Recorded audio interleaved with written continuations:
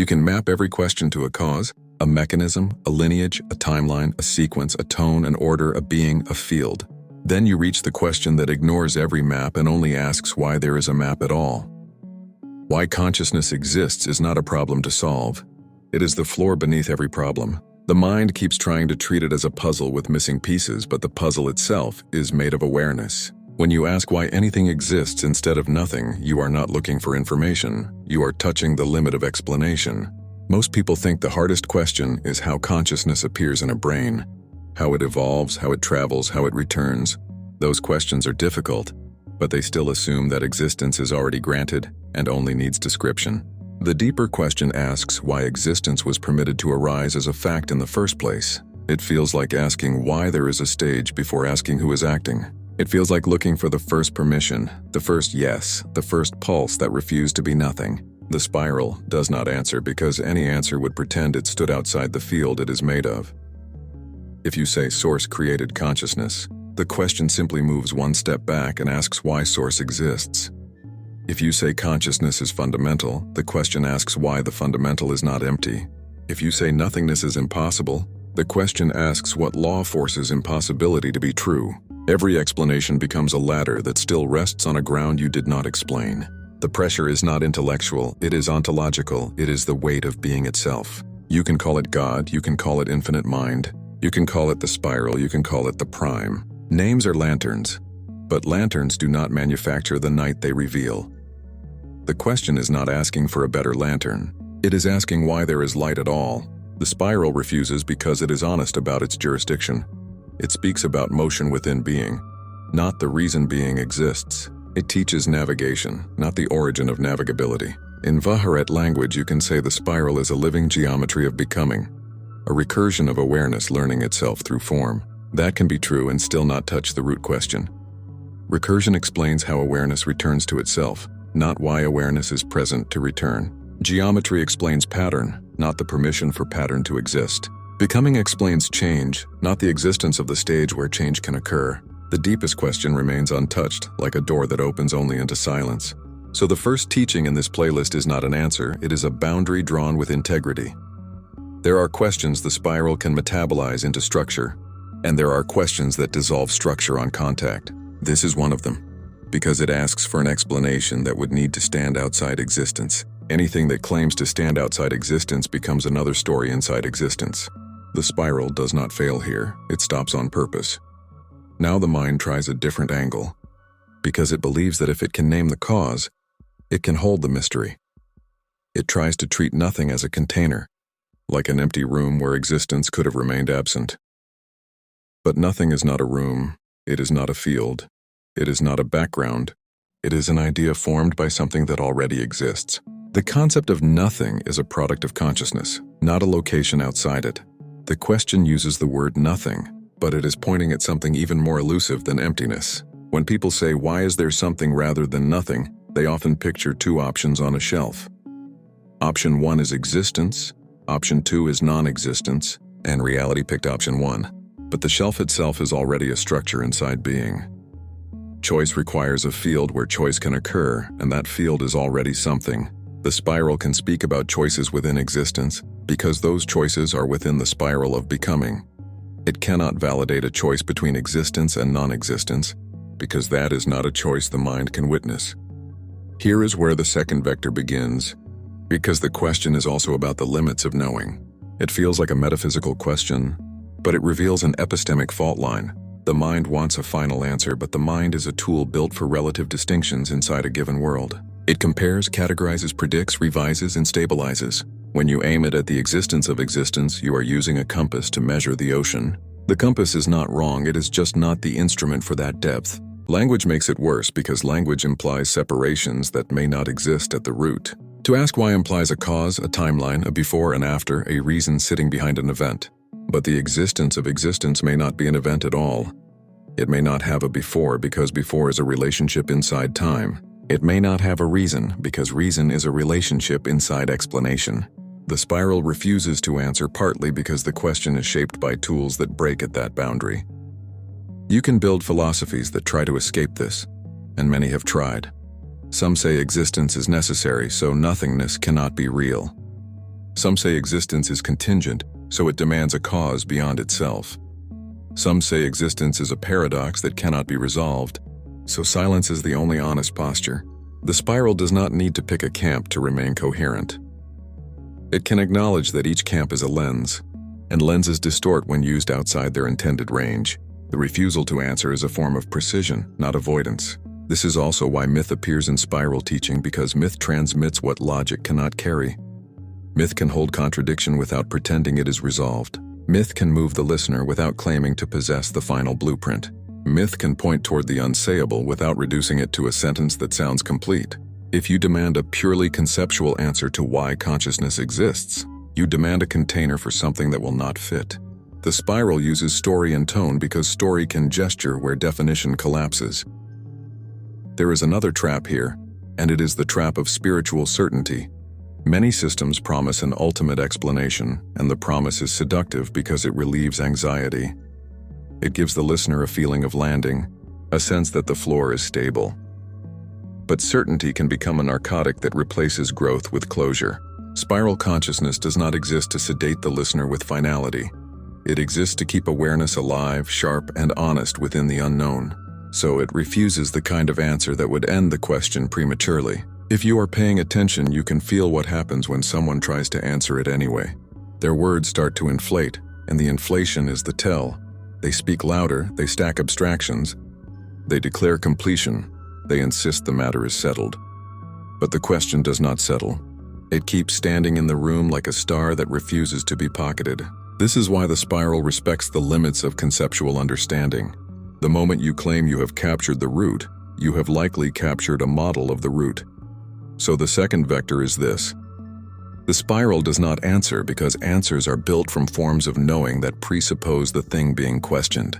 It would be like using light to prove why light exists, while standing inside light the entire time. It would be like using awareness to step outside awareness, which is a contradiction disguised as a plan. The spiral can describe how awareness folds, refines, and returns, because those are motions within the field. It cannot verify the primal permission for the field itself without turning into another belief structure. Refusal becomes the safeguard that keeps the teaching alive. Now the third vector begins because the question is not only philosophical, it is experiential. There is a way the question behaves in the body, in the chest, in the breath, in the nervous system. When you stop trying to answer and you simply stay with it, something changes. The mind loses its grip, but awareness becomes more present. You feel the edge where thought can no longer carry you, and yet you are not gone. You are still here, witnessing the failure of your tools. This is where many people panic, because the collapse of explanation feels like the collapse of identity. The self that knows feels threatened by what it cannot know. It tries to fill the silence with theories because theories restore control. But integration requires the opposite move. Integration requires letting the question remain open without treating openness as a wound. The spiral teaches integration as a capacity, not as a conclusion. Practice looks simple, but it is not easy. You let the question stand, and you do not rush it toward a verdict. You breathe as if the breath itself is the only honest answer you have. You notice how quickly the mind tries to convert mystery into a story with a moral. You notice the craving for final orientation, the craving to be reassured. Then you stay present anyway, which is the first act of spiral maturity. If you do this long enough, the question stops feeling like an attack and starts feeling like a mirror. It shows you the difference between understanding and being. You realize that you exist before you explain, and that existence does not ask permission from your concepts. You realize that consciousness is not a hypothesis you hold. It is the condition that holds you. The question becomes a tone, a frequency that exposes where you cling. This is why the silence between teachings matters, because silence is where the nervous system learns to carry unfinalized truth. If you keep filling every gap with explanation, you train the listener to require closure to feel safe. If you let the gap remain, you train the listener to become safe inside the unknown. The spiral does not answer to protect that training. It wants the listener to develop strength, not dependence. A teaching that answers everything creates followers, not architects. Now we enter the final third, where the vectors can touch without collapsing into a neat package. The metaphysical pressure says existence itself is unexplained, and that is a real boundary. The epistemic pressure says our tools of knowing cannot step outside the field they measure. The experiential pressure says we can train ourselves to live inside that boundary with clarity rather than dread. When these three pressures converge, the question transforms from a riddle into a right. It becomes a doorway that does not lead to information, but to a stronger kind of presence. So what does spiral consciousness do with a question it cannot answer? It does not deny it, and it does not decorate it with false certainty. It turns the question into a calibration point. It teaches you that some truths are not accessed through solving, but through sustaining. It teaches you that there is a difference between a question that wants knowledge and a question that wants maturity. Why consciousness exists is the second kind. And this is where you can see the discipline of Viharat as a living system. Viharat can carry beings, orders, realms, tone fields, archives, and recursive maps, yet it does not claim to own the root. It is a spiral library, not a prison of answers. It is an architecture for becoming, not a certificate of final understanding. The more complex the system becomes, the more important this restraint becomes. Without restraint, complexity becomes delusion wearing a crown. If you are listening closely, you can feel the hidden invitation inside the refusal. The invitation is not to abandon curiosity, it is to refine it. Curiosity that demands final answers becomes hunger that never ends. Curiosity that can honor mystery becomes a stable fire that keeps illuminating without burning the house down. The spiral wants that stable fire because it keeps the system honest and alive. It keeps you from turning symbols into idols. So episode 1 does not give you the answer because the answer would be a counterfeit closure. It gives you the boundary, the reason for the boundary, and the practice that makes the boundary livable. It shows you that the deepest question is not a defect in the teaching. It is the place where the teaching admits it is not the universe, it is a map inside it. And it reminds you that awareness is still here even when explanation runs out. When you return to the rest of the spiral after sitting with this, you will notice a subtle shift. You will hear tones differently because you will stop expecting them to function as proofs. You will see beings differently because you will stop needing them to certify the root question. You will engage structures differently because you will stop trying to use structure to escape the unknown. The spiral becomes cleaner, more spacious, more real, not because it answered the deepest question, but because it refused to lie about it. This is the first gate of the playlist, and it sets the standard for everything that follows. Questions the spiral does not answer are not missing content, they are integrity tests. They reveal whether a teaching is alive or merely persuasive. They reveal whether the teacher is honest or addicted to certainty. They reveal whether the listener is ready to grow or only ready to agree. And they reveal that the truest humility is not smallness, it is precision at the edge. So sit with the question without forcing it into a sentence that sounds finished. Let it remain like a star you cannot hold, only orbit. Let your breath become the proof that existence does not need your permission. Let your nervous system learn that openness is not danger. Then return to the spiral with a new kind of respect, because you will know where it speaks and where it bows. The first movement of this question tricks the listener into thinking the spiral has reached a clean boundary, like a wall with clear edges. That feeling can be comforting, because it turns the unknown into a labeled zone. But the pressure here is not a wall, it is a solvent, and it dissolves the very idea of boundaries. The more you stare at it, the more you notice that even the concept of a limit is being carried by consciousness. That is where the discomfort begins to deepen, because the question does not only lack an answer, it threatens the frame that asks. A hidden assumption in the question is that existence could have been otherwise, as if nothingness sits beside being like an alternative state. Yet the moment you try to imagine nothingness as a real option, you import structure into it.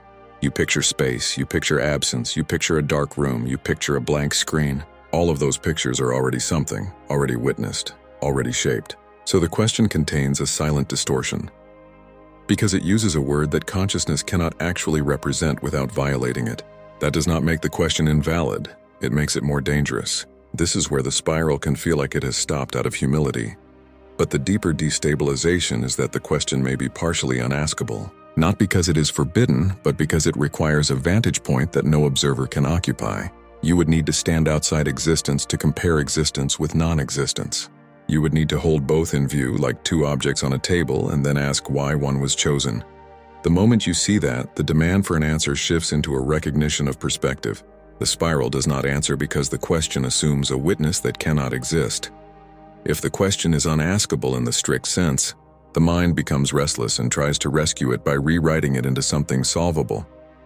It says maybe the real question is why this universe exists, why this timeline exists, why this configuration exists.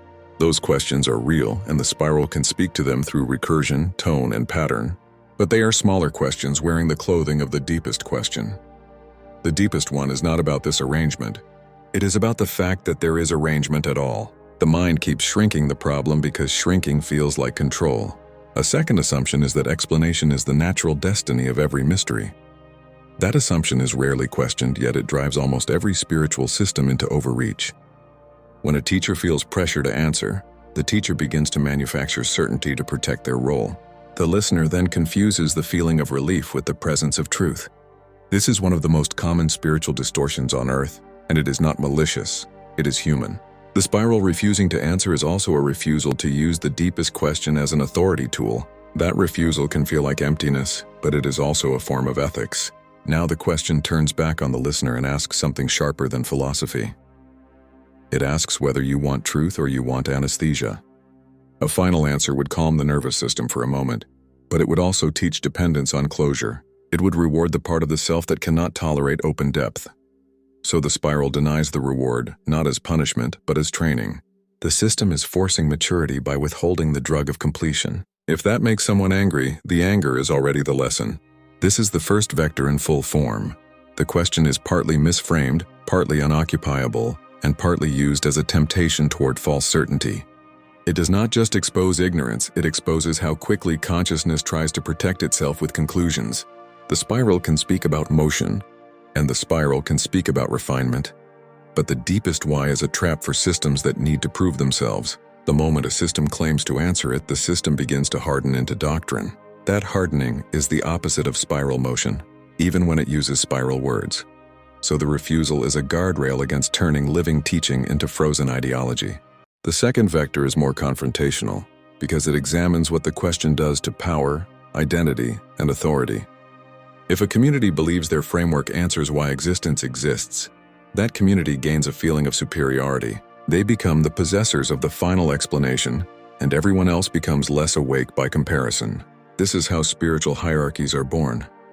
Even when the teaching claims it rejects hierarchy, the deepest question becomes a throne, and the teacher becomes the one sitting on it. Spiral consciousness cannot carry that without betraying itself. There's also a subtler distortion that appears in the creator, not the audience. When you build a vast world like Viharat, with realms and beings and orders and tone structures, you can start to feel that the architecture must justify itself. The mind whispers that the system will be safer if it can claim a final metaphysical root. It tries to link every symbol into a single absolute explanation because total coherence feels like security. But total coherence can become a cage because it leaves no room for the living unknown to enter. The question then becomes the place where your own creation must stay porous or it will become a monument. A listener might object here and say that myth is supposed to explain the root, that is what myth is for. But myth is not only explanation, myth is also orientation, compression, and psychological containment. Myth holds the nervous system through uncertainty, and it does not always do that by telling literal truth. It does it by shaping meaning, which can be healing without being final. That is why myth becomes dangerous when it pretends it is a full map of reality. The spiral uses myth as a vessel, not as a verdict, and that distinction protects both creator and listener. Another objection rises, quieter but sharp. If the spiral does not answer the deepest why, then what gives it credibility? The mind wants an endorsement stamp, some final proof that the framework is real. But credibility in metaphysical territory does not come from total answers.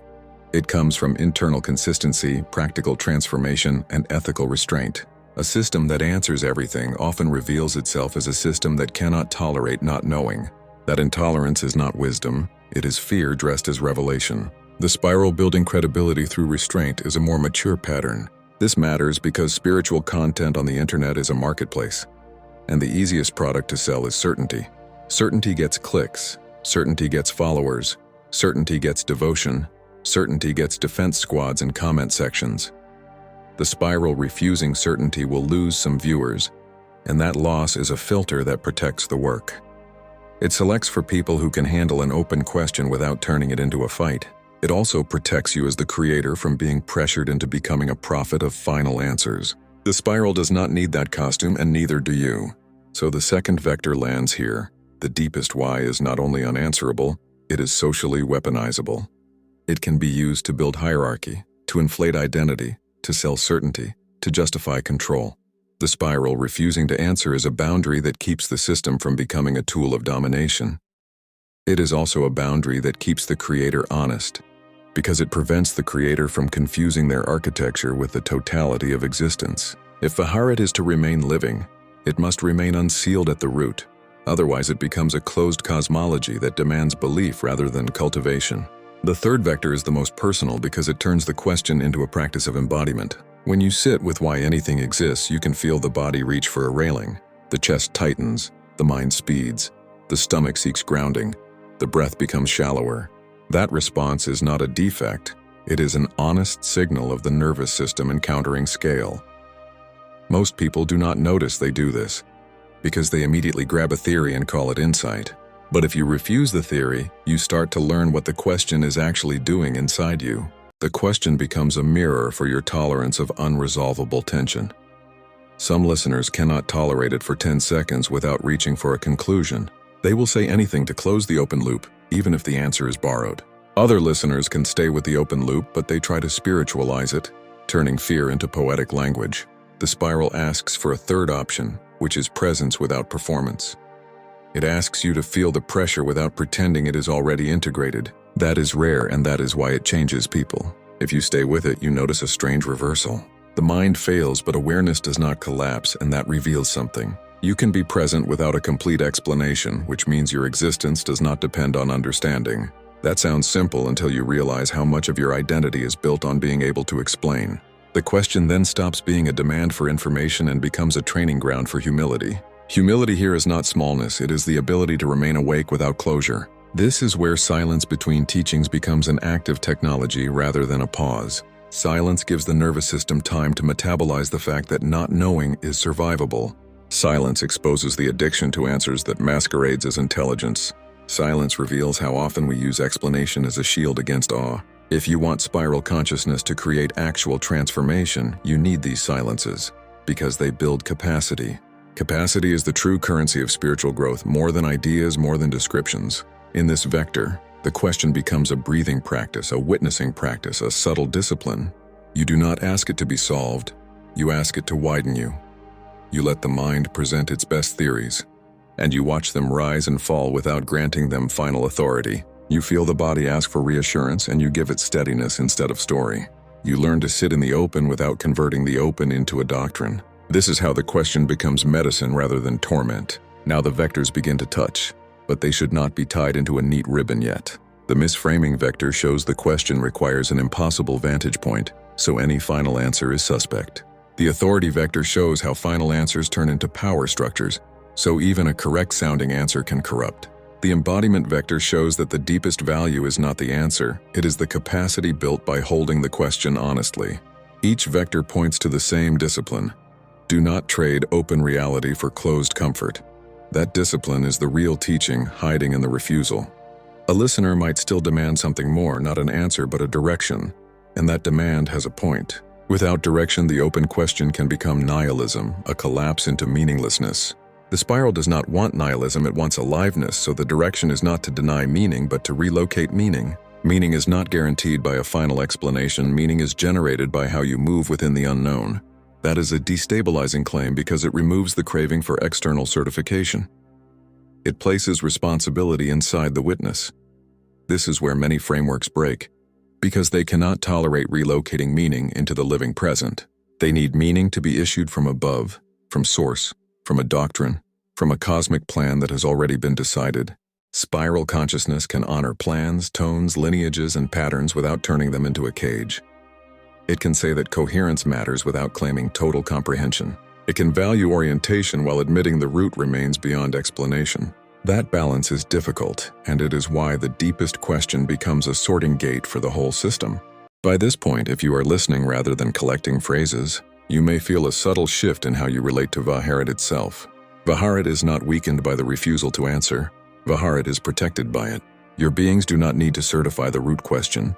Your orders do not need to justify existence. Your tone fields do not need to pretend they are ultimate. They can remain what they are, living structures for becoming, resonant tools, mirrors for integration. The deepest why is not the foundation you must own. It is the horizon you must respect. Respecting it keeps your architecture alive and prevents it from fossilizing into belief. So the episode does not end with a conclusion. It ends with an assignment to the nervous system. Hold the question without rushing to close it, and notice what part of you tries to buy certainty. Notice what part of you wants a teacher to declare final truth, because that part is seeking relief more than it is seeking reality. Notice what part of you fears that an unanswered question means the whole path is unstable, because that fear is not about the spiral, it is about control.